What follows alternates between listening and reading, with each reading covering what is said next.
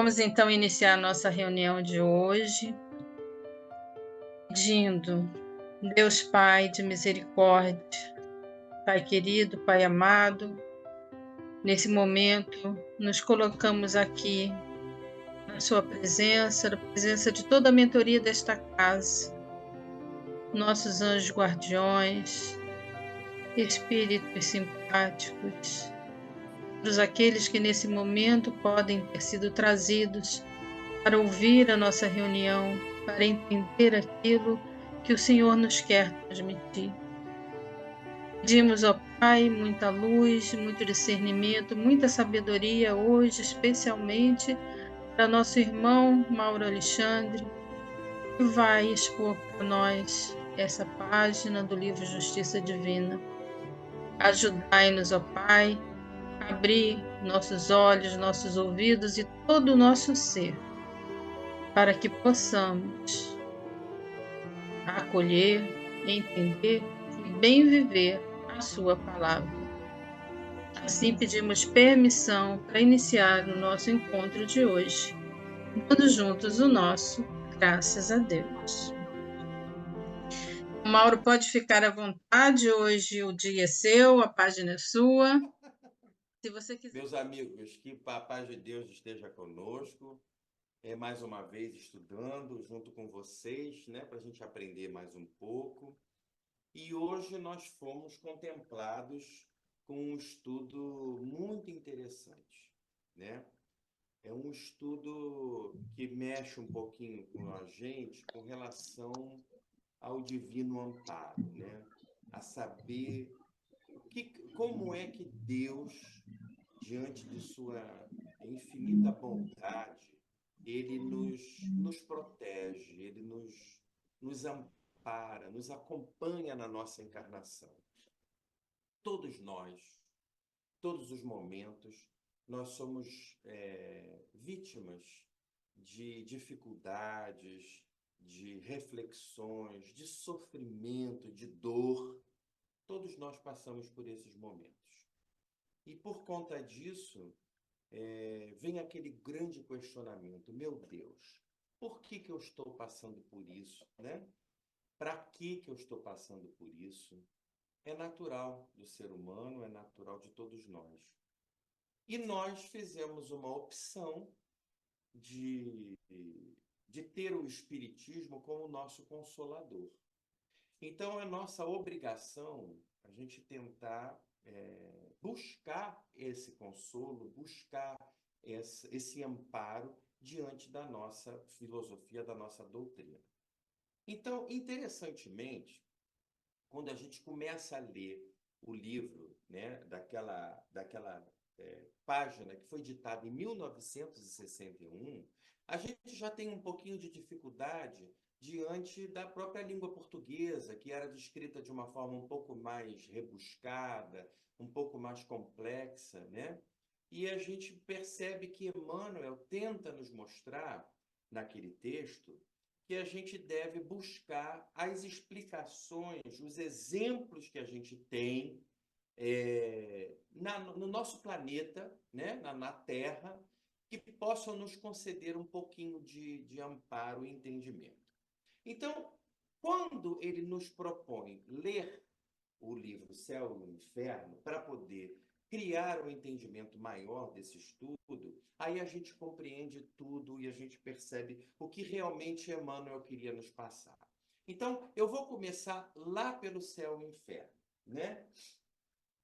O Céu e o Inferno, como todos sabem, é um livro que vem tratar dessas questões de vida e morte, do que nós vamos ter após o nosso desencarne, aquelas grandes reflexões referentes às outras religiões que nos mostram um caminho diferente daqueles que nós cremos.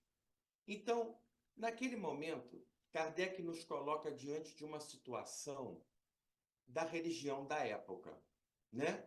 A religião da época, ela dizia muito claramente que nós seríamos assediados pelos espíritos do inferno. ele não usa nem a palavra do espírito, mas ele diz os anjos do inferno que vão nos assediar. Então, se nós formos pessoas de bem, nós seremos tentados pelos espíritos de mal.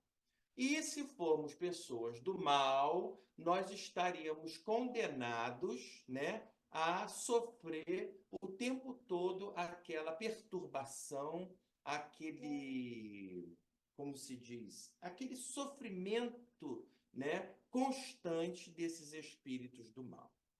Então, criou-se a ideia do inferno, né? Criou-se a ideia de um espaço onde nós, depois que nós morrêssemos, nós iríamos para aquele lugar se nós fôssemos pessoas más. E iríamos para o céu se nós fôssemos pessoas boas. Muito bem. Aí já começa a relatividade, né? Porque nós sabemos perfeitamente que no planeta Terra nós não somos completamente maus e nem somos completamente bons. Não é verdade? A gente tem momentos que a gente tende a fazer coisas corretas e momentos que a gente tende a errar. Todos nós passamos por isso. O próprio Espiritismo, o que ele nos faz? Ele nos coloca diante de um planeta de provas e expiações. Nós frequentamos o planeta Terra para tentar resgatar erros e comportamentos que nós tivemos em outras encarnações. Muito bem. Então, quando a gente vê uma religião majoritária dizendo que nós vamos para o inferno, e a gente começa a olhar a nossa vida, começa a olhar a vida do nosso coleguinha, do nosso vizinho, do nosso chefe, de todos, não vai escapar um, né? Diante disso que a gente vê aí, a gente não está. Eu já estou fora, não está dando para ir para o céu diante desses parâmetros que colocaram para a gente, né? Então, nós vamos ser tentados por aqueles espíritos do mal que vão ali nos consumir noite e dia. Muito bem, mas nós somos cristãos. Se nós somos cristãos, espíritas cristãos, significa o quê? Que nós somos espíritas, que nós cremos na existência após a nossa morte, né? Nós vamos seguir a nossa existência. Somos espíritas porque acreditamos na comunicabilidade com esse mundo espiritual. E somos cristãos porque nós escolhemos o caminho do amor. Então, tecnicamente, o espiritismo cristão nos mostra isso, né? Existem religiões espiritualistas, existem religiões politeístas, existem vários tipos, mas a nossa escolha é o espiritismo cristão. E aí nós vamos recorrer ao espiritismo cristão, ao Cristo, a palavra do Cristo, para a gente poder entender o que ele nos falou. Então, veja bem, existe uma passagem da Bíblia muito interessante, que é a chamada vocação de Davi, né? De Levi, desculpa. Qual é a vocação de Levi? Primeira coisa, quem era Levi? Levi, nada mais, nada menos, era um publicano. Ele era um cobrador de impostos, né? Ele trabalhava para o governo cobrando impostos. Ele era filho de Alfeu. E ele trabalhava naquela localidade. Quando Jesus passou, vira para ele e fala: Levi, levanta e me segue. Vamos ao trabalho, né? Espiritual. Levanta e segue. Quem é Levi? Levi nada mais é do que Mateus, né? Ele se transforma num apóstolo de Jesus e vai começar a fazer parte daquele colégio apostólico para poder pregar a palavra de Jesus, sair distribuindo a palavra de Jesus. E o que Jesus faz? Jesus, naquele convite de Levi, né, de Mateus, e Levi oferece um banquete para todos eles, e naquele banquete, né, naquela comida, ele recebe os fariseus, os publicanos, né, ele recebe o pessoal toda a casta daquela sociedade. E um fariseu vira para ele e fala assim: olha, mas por que você está recebendo na tua mesa todos, publicanos, fariseus, todo mundo, né? Pessoas que não têm, naquela época, boa índole, né?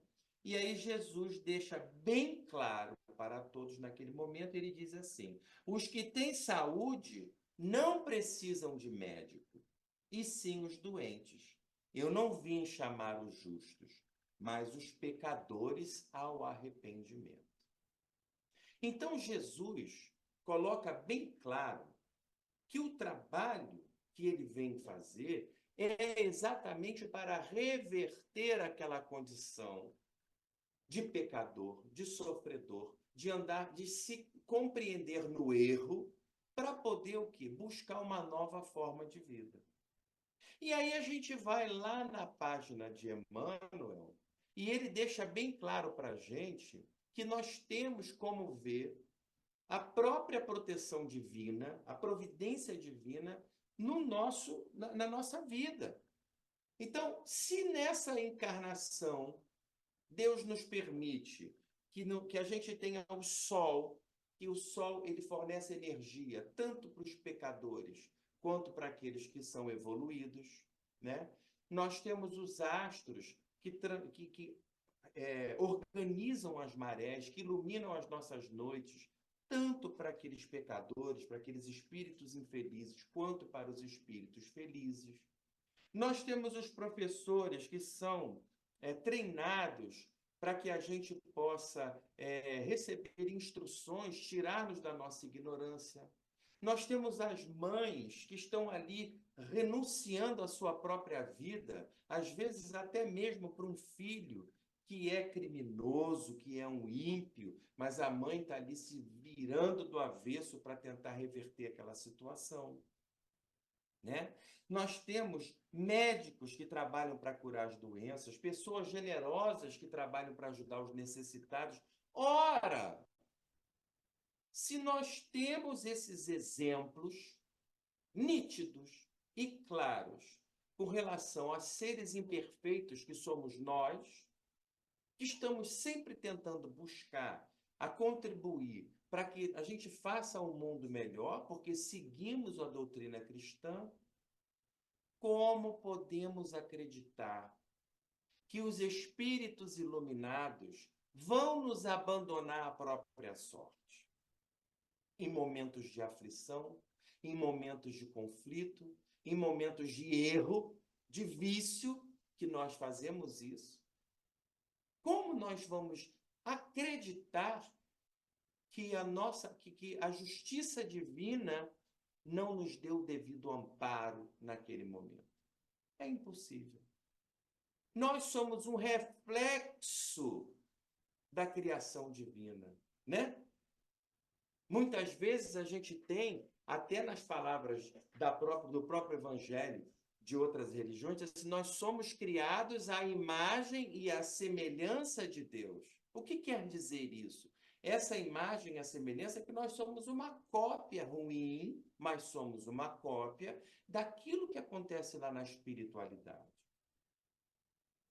Então, se nós temos esse exemplo tão claro na encarnação, como é que nós vamos acreditar que seremos desamparados por um Deus maior? Uma outra coisa que nós sabemos que Deus é infinitamente bom e justo. E Deus não criou o mal. O que é o mal? O mal é a ausência do bem. Isso é que é o mal.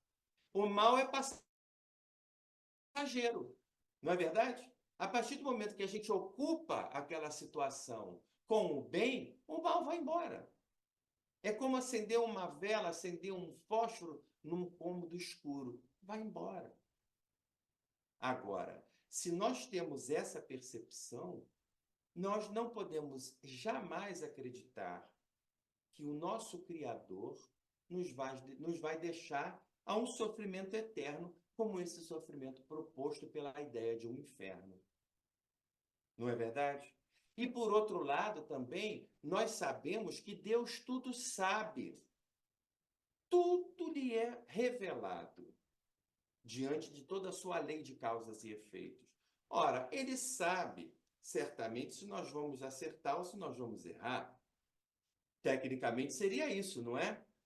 Então, por que Deus nos colocaria em provação, se ele já sabe que a gente vai errar? Seria meio sádico, né?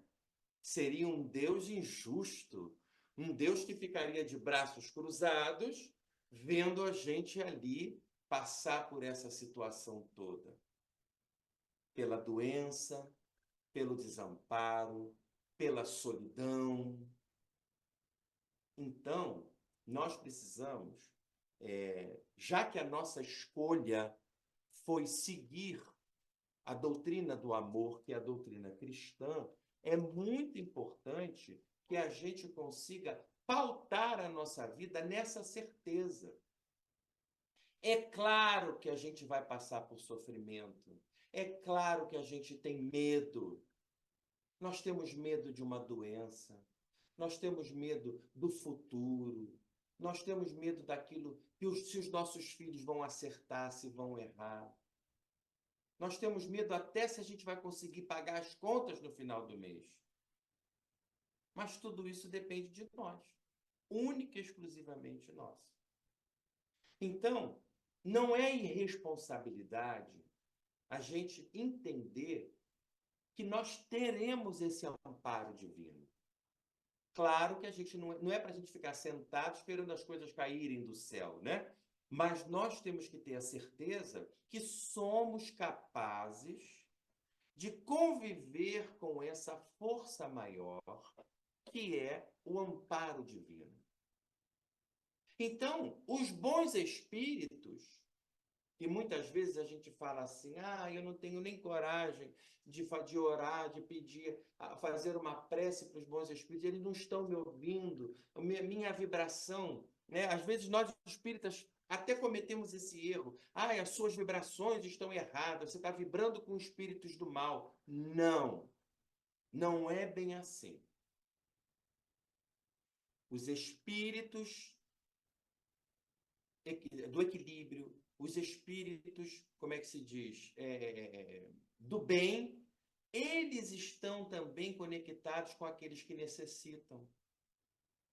Se nós lembrarmos de André Luiz nos descrevendo o umbral, nós tínhamos equipes de espíritos iluminados que desciam a sua vibração, reduziam a sua vibração, a sua faixa vibratória, para poder ir ao encontro daqueles necessitados no umbral, poder conseguir fazer um contato espiritual com eles, um contato físico, um contato direto, para poder o quê? Instruí-los e mudar aquela situação. Porque nós sabemos que a situação umbralina é uma situação que não é permanente, aquilo é provisório, né? Agora depende de nós.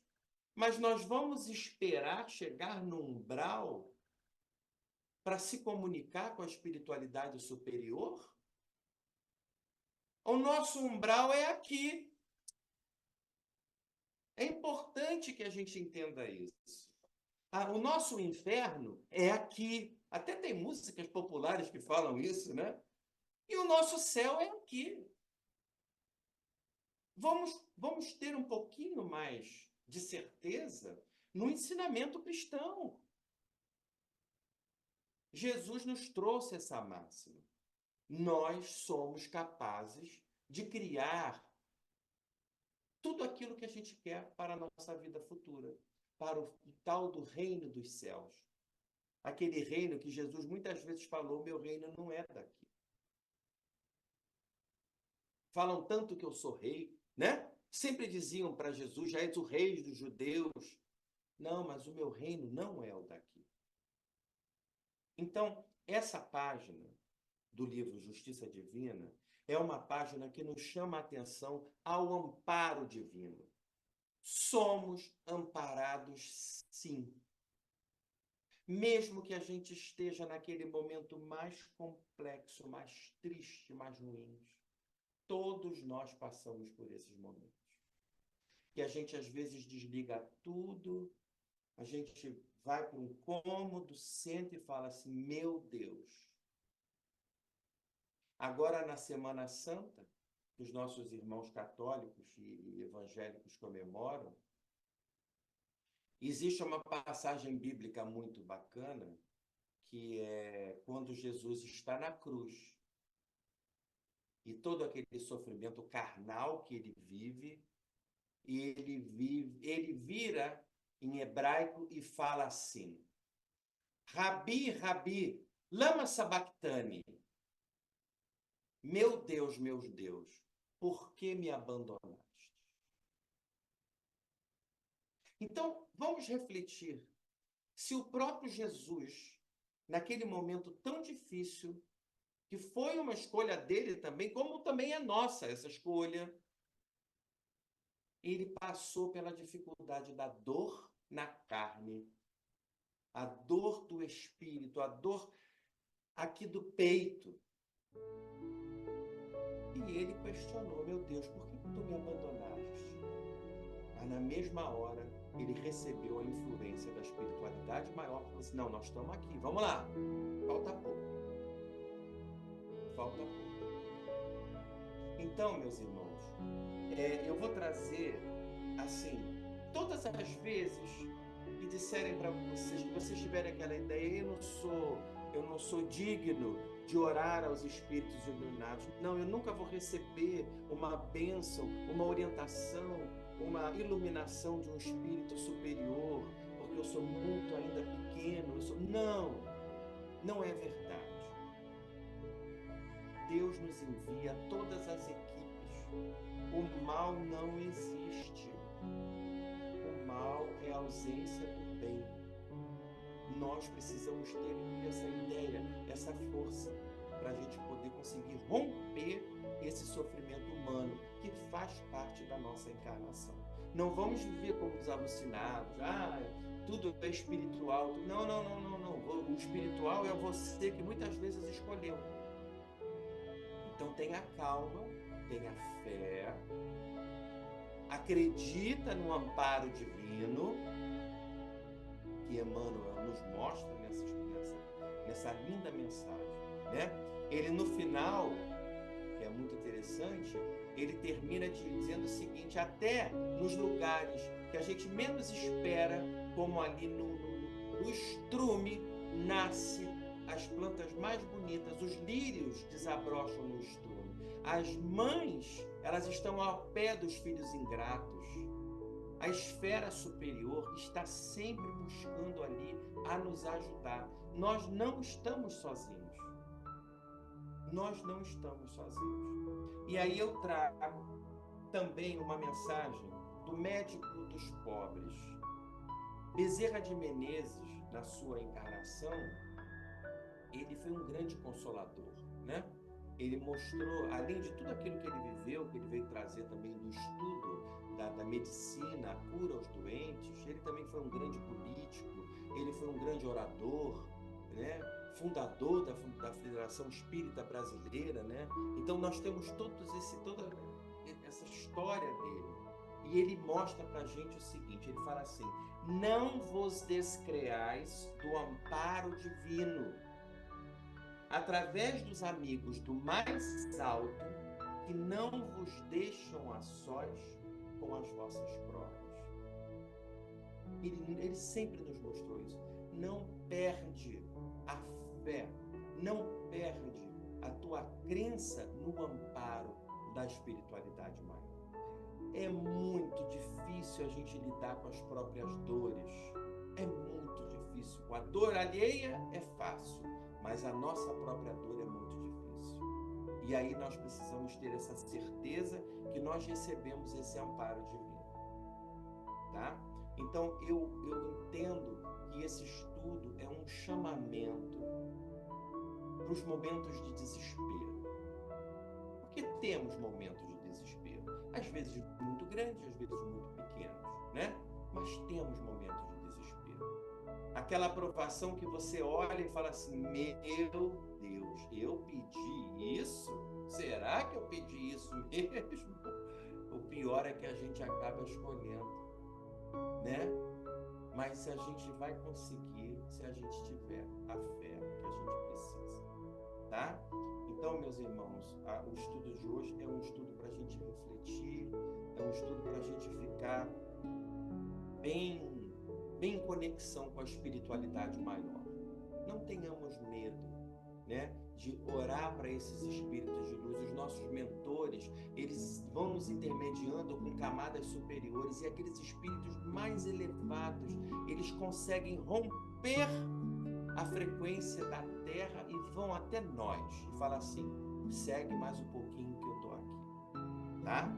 Então vamos agradecer a Deus por esse momento, um momento que nós propomos a reflexão, que o nosso coração se encha de certeza que escolhemos o Espiritismo como filosofia, para que vai nos amparar para as outras encarnações.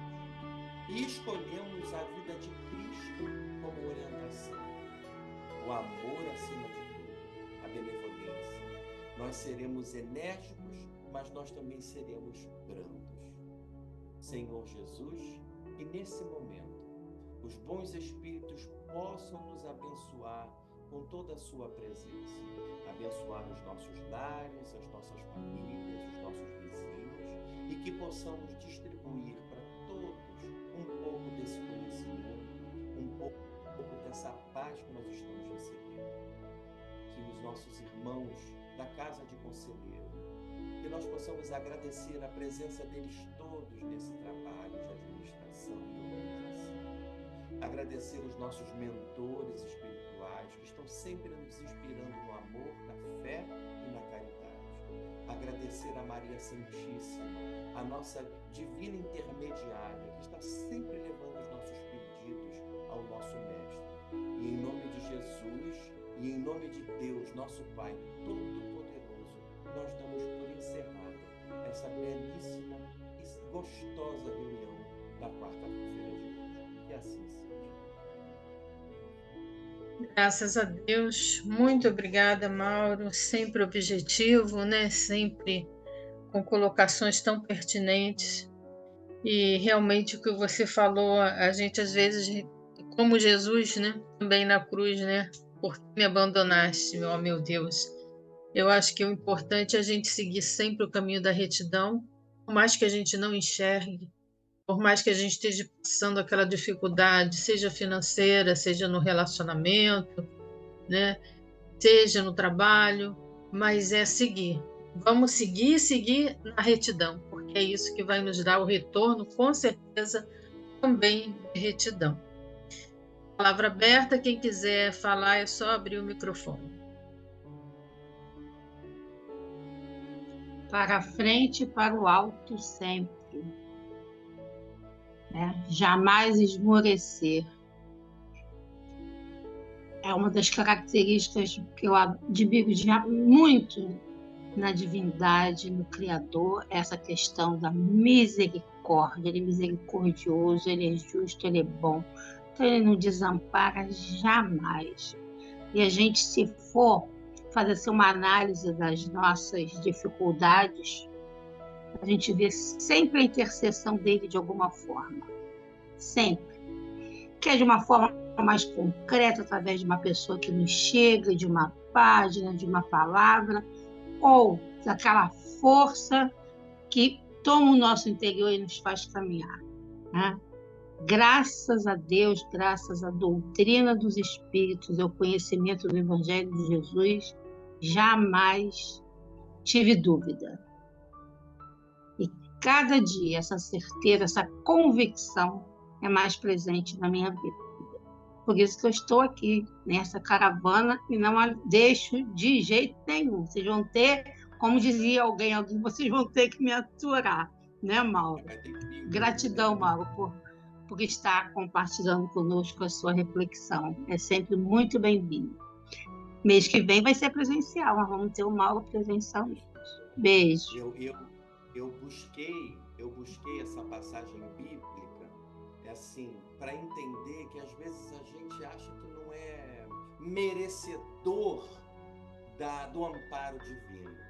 E Mateus naquela época chamado de Levi, ele era um cobrador de impostos. Ele era um homem que muitas vezes falava palavras duras para as pessoas que precisavam. Ele mandou muita gente para a prisão por conta disso, né? O próprio Bezerra de Menezes que você trouxe, naquele momento da história, também era uma pessoa dura, né? Que foi tocada após a visita de Jesus, quando ele era Zaqueu, né? E uma outra coisa que a gente também esquece, mesmo quando você coloca, será que eu pedi isso? Mesmo que a prova me pareça tão difícil, com certeza, se ela me foi concedida, é porque eu vou dar conta, porque eu não ia me dar a oportunidade de fracasso, jamais. Ele sabe até onde a gente pode chegar. Ele não me criou para fracassar. Não, não. Então, tudo que vem é porque eu posso dar conta. Eu posso dar conta. Nós fomos criados para sermos felizes. Isso. E o dito popular, né, que Deus dá o frio conforme o cobertor, é verdade. Lilinha, Miriam, seu Air, aproveitem, temos 4 minutos. Estou ouvindo as argumentações da senhora, do Paulo, da dona Regina e aprendendo. Muito obrigado.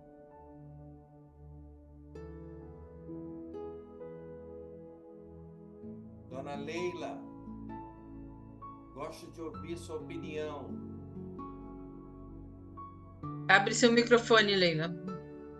Pois então, tudo que foi falado cabe na nossa necessidade, na necessidade do momento. Às vezes a gente num dia está numa situação, ouve aquilo, né? E no outro dia a gente vai ouvir outra coisa e aquilo vai somar.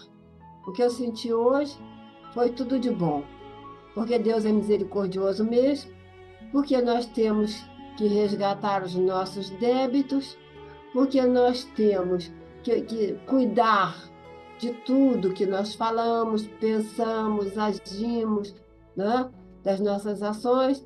Então foi tudo encaminhado, né? Tudo encaminhado para a gente ter a certeza da misericórdia de Deus a cada vez que nos reunimos para aprender, e aquela aprendizagem vem de encontro à nossa necessidade, né?